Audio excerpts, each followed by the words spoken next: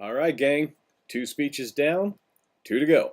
You've done a really good job so far in developing and with the delivery. I have again thought very highly of the job you've done delivering your speeches, particularly in this online environment where it's a little difficult because you're in a room by yourself speaking to a computer screen.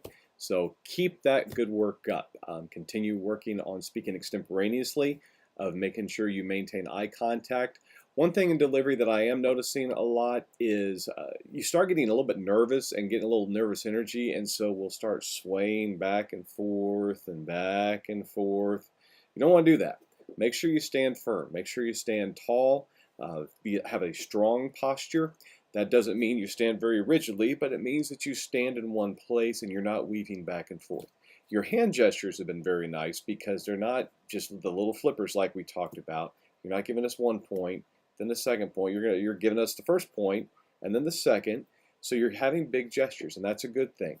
It is okay to stand with your hands folded in front of you or just dangling down by your sides. I know that feels a little uncomfortable, but that is okay. We'd rather see that than you standing with your hands buried in your pockets, because if your hands are buried in your pockets, that gives us the nonverbal that you're not all that interested in your topic, and if you're not interested in it, why am I going to be interested in it? Okay, so that's just a couple of notes on delivery. The big thing that I told you after each of your speeches last time that we really want to continue focusing on is hit those main points. Make sure you give us a preview before you start into the body of your speech. So in your introduction, the last thing you ought to give is a preview of your speech. Preview your 3 to 5 main points. Then in the body of your speech, as you get to each main point, you want to say something along the lines of, my second point that I want to address today, or now that we've talked about A, let's talk about B. And that makes it clear that we're moving from one point to the next, and that really helps your audience follow along.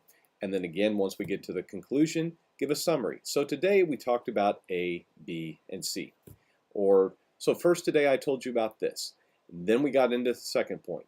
And then our final point was this. Okay, so that helps again your audience. It lays out that map. We're shifting gears from the informative speech, which we did with the first two. Now we're getting into persuasive. And the other thing that I have been hounding you all about is citing your sources. And citing your sources in the speech, not just on your outline. It's required on your outline, yes. You need to have that reference page on your outline, but you should be citing those sources in the body of your speech as you're giving your presentation. Because with a persuasive speech, if you're telling me I should recycle, if you don't cite any sources of why this is a good thing, you're giving me your opinion. And I have my own opinions. I don't need to hear what yours are. But if you can give me your point of view and you cite those sources, then I have evidence to listen to. Now I have some things I really need to consider, that it's not just your opinion, it's proven fact. Okay? So those are things to really talk about and think about. Also with your persuasive speech, I don't want to hear, I think you should do this, or I believe you should do that. You're given a persuasive speech. I know what you think. State it as fact. Own it. Okay? All right, so learning module 3. The chapters you're going to be dealing with in this one are chapters 14, which is dealing with persuasive speeches, chapter 19 on practice. Then you're going to begin preparing your speech. Then you'll look at chapter 17 dealing with language, chapter 4 speaking in and 2 different disciplines, and chapter 3 speaking and ethics. So those are the 5 chapters that you're going to be addressing this week. Okay? Make sure you read through those chapters and watch the PowerPoint presentations, and make sure you do the quizzes off of each of those. We had several people last time didn't take any of the quizzes. That can come back and get you, okay? Make sure you're doing that. Again, your presentation 3, this is worth 100 points. It's going to be a persuasive speech. This speech is 6 to 7 minutes, so it's gotten a little bit longer. 6 to 7 minute persuasive speech on a question of policy. So make sure that you read the speech 3 assignment sheet right here. Okay, go to PowerPoint, or I'm sorry, go to Blackboard, pull that up, and look at that. It's a question of policy. You're trying to get your audience to do something. We're not talking about a government policy. We're talking about a personal policy. Like it is my personal policy in my home, we recycle. We're going to throw away our aluminum cans. We're going to throw away our cardboard. We're going to throw away our plastic, all in our recycle bin. That's a policy that we have followed in our house. Okay, so make sure you do that. The outline checklist, that is there for your usage to make sure that you're setting up your outline in the correct format.